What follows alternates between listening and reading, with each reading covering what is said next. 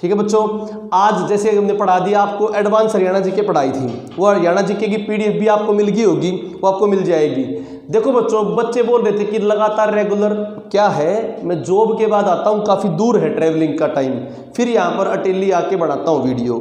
आपको मैंने एक गारंटी दी है, जब तक आपका पेपर आएगा ना उस टाइम तक आपके पास बहुत सारी वीडियो होंगी। जैसे शनिवार सैटरडे संडे आओगा उस दिन और ज़्यादा वीडियो बन जाएंगी। आपका सिलेबस अगर बोल रहा है तो पूरा होगा, उसकी टेंशन आप मत लो, ठीक है, वो पूरा डेफिनेटली होगा आपका सिलेबस, उसकी कोई प्रॉब्लम नहीं आएगी, आपको किसी भी तरह की प्रॉब्लम नहीं आएगी।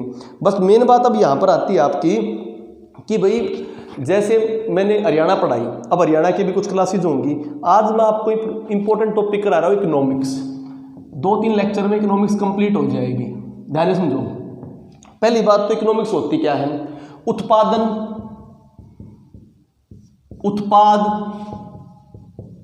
प्रोडक्ट और प्रोडक्शन।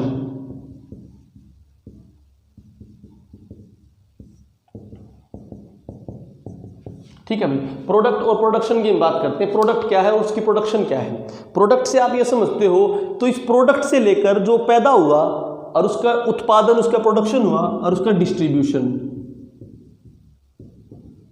कहाँ कैसे क्या डिस्ट्रीब्यूट हुआ, इन तीनों चीज़ों का होल सोल भाई पहले प्रोडक्ट बनाएंगे, उसका कितना प्रोडक्शन करेंगे, फिर उसका डिस्ट्रीब्यूशन करेंगे, इससे जो है मनी का सर्कुलेशन होगा। किसका सर्कुलेशन होगा? मनी का सर्कुलेशन होगा, उसे क्या बोलते हो? इकोनॉमिक्स। ठीक है, इकोनॉमिक्स। अब जैसे मैं बोलूँ father of economics, father of economics भाई वेल्थ ऑफ नेशन वाले एडम स्मिथ को फादर ऑफ इकोनॉमिक्स बोलते हैं। फादर ऑफ इकोनॉमिक्स, इनकी पुस्तक है वेल्थ ऑफ नेशन। फास्ट करना बच्चा, वेल्थ ऑफ नेशन। ठीक है, वेल्थ ऑफ नेशन, ये हिंदी में भी इस तरह लिखी पाएगी, वेल्थ ऑफ नेशन। ठीक है, एडम स्मिथ। इसके बाद हम बात करते हैं बच्चों कि इकोनॉमिक्स में पढ़ने से पहले आपको प्रोडक्ट पढ़ना पड़ेगा। प्रोडक्ट क्या होता है? प्रोडक्ट जो होता है वो 4 चीजों से बनता है। पहली बात तो प्रोडक्ट और प्रोडक्शन समझ लो। उत्पाद, कोई भी ऐसी चीज जिसकी मात्रा में वृद्धि हो, संख्या में वृद्धि हो, गुणवत्ता में वृद्धि हो,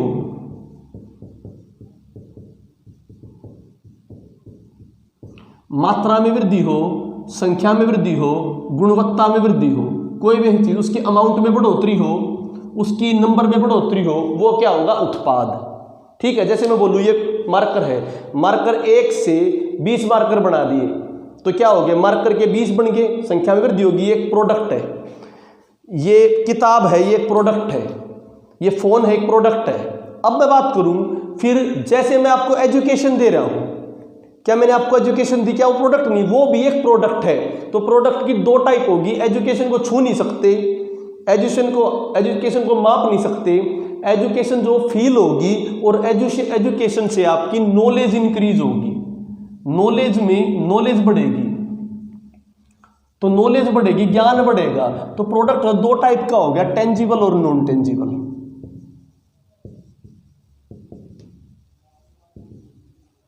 टेंजिबल और नॉन टेंजिबल। टेंजिबल वो जिसको छू सकते हो,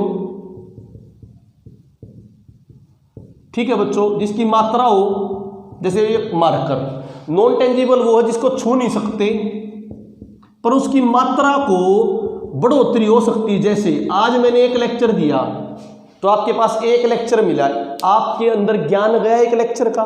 जब मैंने 2 दिए तो 2 लेक्चर मिले, ज्ञान आपके अंदर गया। पर आपसे क्या पूछे, कोई लेक्चर को बाहर से निकाल के दे दोगे? नहीं। तो लेक्चर भी एक टाइप का प्रोडक्ट है, पर किस टाइप का प्रोडक्ट है? वो आपका नॉन टेंजिबल। और इनको हम बोल सकते हैं, टेंजिबल को बोलते हैं गुड्स और नॉन टेंजिबल को बोलते हैं सर्विस फॉर्म में।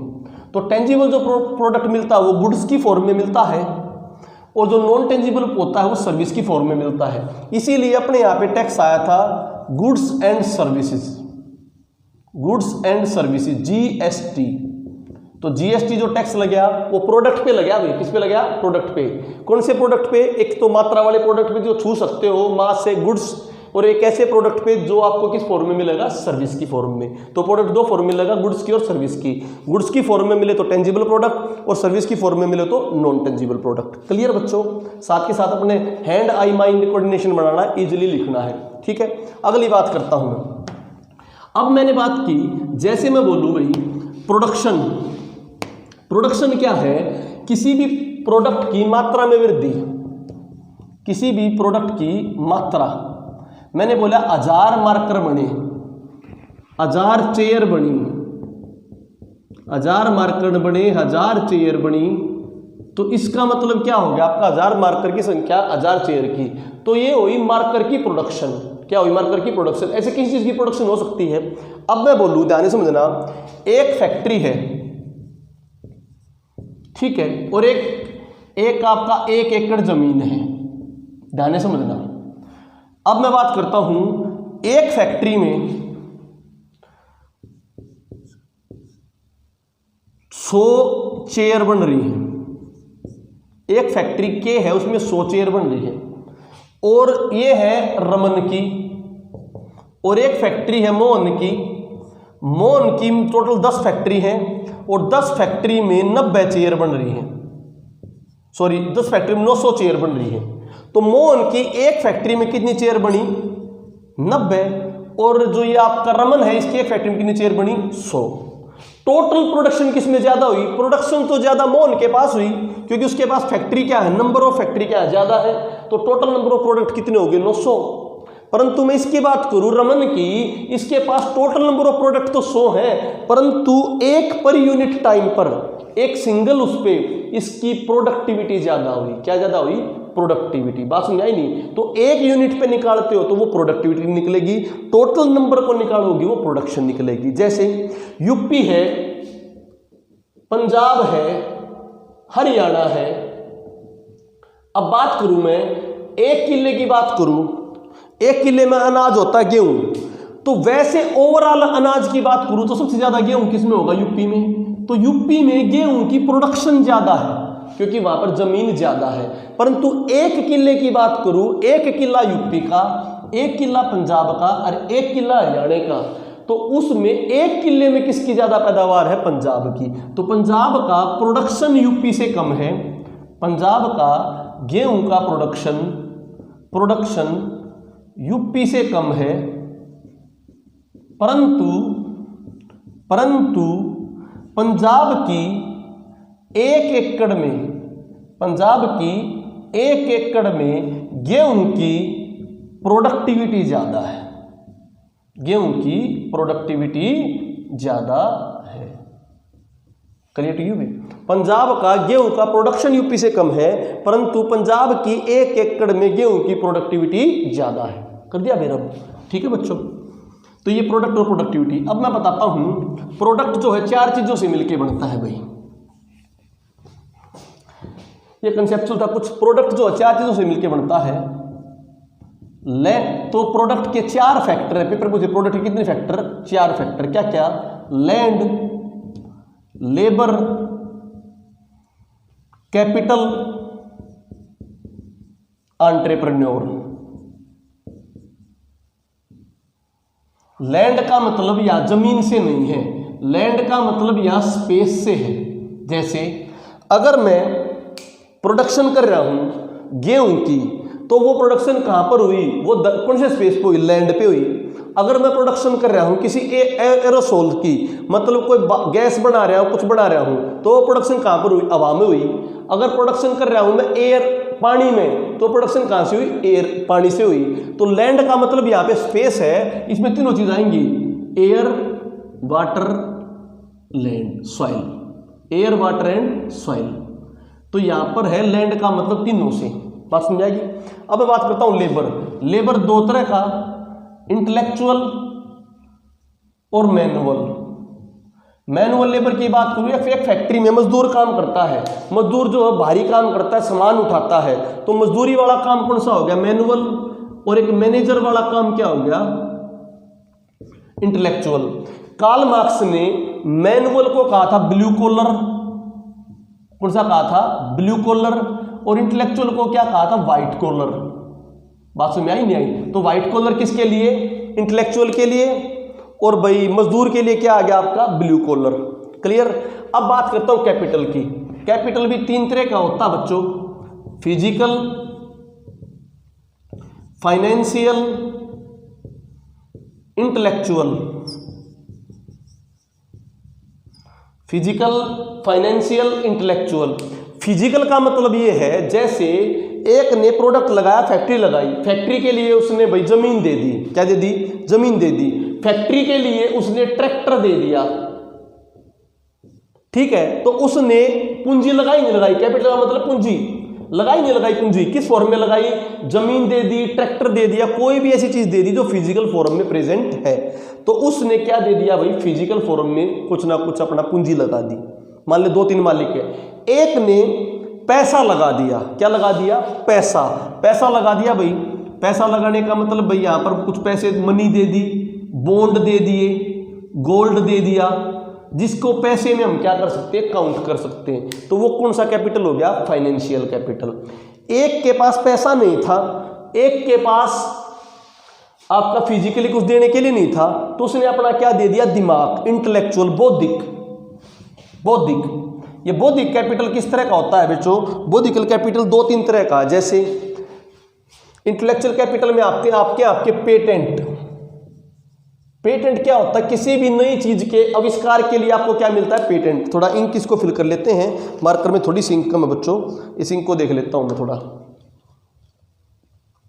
इंटेलेक्चुअल कैपिटल, इंटेलेक्चुअल कैपिटल में वैसे बात करी पेटेंट की। पेटेंट कोई भी चीज जो नई हो, नई का मतलब बच्चों न्यू हो, ओबियस ना हो, ओबियस का मतलब पहले ना हुई हो, और यूज हो, उसका क्या होता हो? यूज हो, उसी के लिए क्या मिल जाएगा? पेटेंट। जैसे मैं बात करूं, मैंने कोई मशीन बनाई उड़ने वाली मशीन बनाई जिससे आदमी पैर के उड़ सकता हो। ऐसी जैकेट बनाई जिसको आदमी पैर के उड़ सकता हो। अगर आदमी उस जैकेट को पैर के उड़ जाएगा तो 1 मिनट, इसमें थोड़ी जस्ट 1 मिनट बच्चों, आज मैं अकेला वैसे हूँ और थोड़ी सी इंक की प्रॉब्लम आ रही है। 1 मिनट रुक जाओ, ठीक है भाई, 1 मिनट के लिए।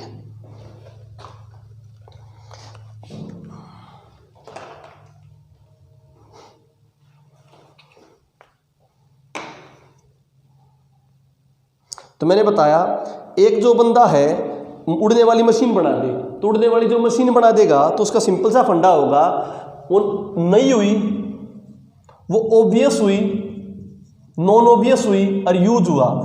बताओ क्या पहले थी उड़ने वाली मशीन? नहीं थी, तो पहला फैक्टर तो नई है। क्या ओबियस चीज है? पहले हो चुकी है ना।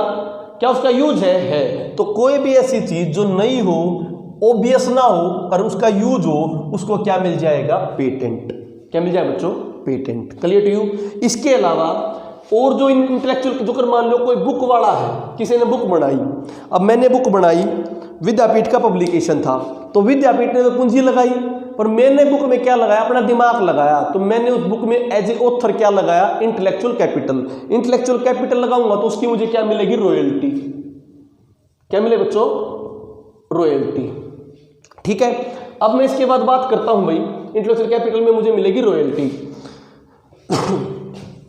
इसके बाद इंटेलेक्चुअल कैपिटल और क्या होता है? जैसे भाई ट्रेडमार्क, किसी भी कंपनी का, किसी भी प्रोडक्ट का कोई ट्रेडमार्क होता है।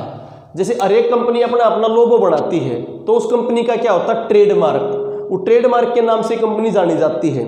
एक होता है बच्चों इको मार्क। कोई भी प्रोडक्ट, आजकल जो प्रोडक्ट आ रहे हैं उन पे इको मार्क कंपलसरी कर दिया कि कोई प्रोडक्ट बनाओगे उससे इन्वायरमेंट को तो कोई प्रॉब्लम नहीं है, इन्वायरमेंट का इको फ्रेंडली होना चाहिए। कैसा होना चाहिए? पेपर में आता है इको मार्क किस लिए होता है? कोई भी ऐसा प्रोडक्ट उससे इन्वायरमेंट से कोई लॉस नहीं है, तो उसको मार्क दिया जाता है कि इको मार्क, इन्वायरमेंट को कोई लॉस नहीं, इको मार्क, इको फ्रेंडली। एक होता है एग मार्क। कोई भी प्रोडक्ट अगर एग्रीकल्चर का बनाओगे, एग्रीकल्चर का कोई भी प्रोडक्ट बनेगा उसके ऊपर क्या लगेगा? एग मार्क, एग्रीकल्चर का mark. Clear to you? Agriculture का मार्क। इसके अलावा हम बात करते हैं ट्रेड सीक्रेट। ट्रेड सीक्रेट, किसी भी कोई, मान लो किसी ने रेसिपी बना रखी है, ये है क्या नाम है? KFC वाला। KFC वाला है, हल्दीरामवाला है, इन्होंने कोई भी अपना प्रोडक्ट बनाया तो उस प्रोडक्ट की एक रेसिपी है, पेप्सी वाले की एक रेसिपी है, तो किसी प्रोडक्ट में जो किसी प्रोसेस के थ्रू बनाया हो उनकी एक प्रोसेस की, उस प्रोसेस का जो सीक्रेट होता है उसे क्या बोलते हैं, ट्रेड सीक्रेट। और इनमें सबसे इंपॉर्टेंट है एक और इंटेलेक्चुअल कैपिटल में आपका GI, geographical indication tag, GI, geographical indication tag, GI. Geographical indication जो टैग होगा बच्चों, अलग अलग, ये किसी भी जगह का स्पेसिफिक होता है और वो और जगह ना मिले। जैसे बासमती चावल, बासमती चावल करनाल का, त्रावडी का, तिरुपति लड्डू, तिरुपति लड्डू, बिहार की मैथिली पेंटिंग, बिहार की मैथिली पेंटिंग, ठीक है बच्चों, बंगाल का रसगुल्ला, बंगाल का रसगुल्ला, राजस्थान की थेवा कला और उस्ता कला, राजस्थान की थेवा कला और उस्ता कला। उस्ता कला होती है ऊंट को काट के ऊंट के ऊपर चित्रकारी करना, थेवा कला होती है सोने की चित्रकारी करना।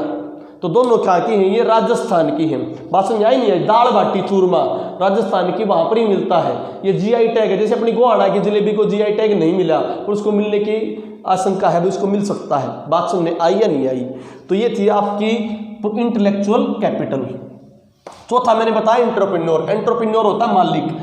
मालिक किन तीनों चीजों में से कुछ भी हो सकता है। मालिक वहां पर अपना लेबर भी लगा सकता है, मालिक अपना लेबर भी लगा सकता है वहां पर, और मालिक जो बच्चों को पूंजी भी लगा सकता है, और मालिक जो है लैंड भी दे सकता है।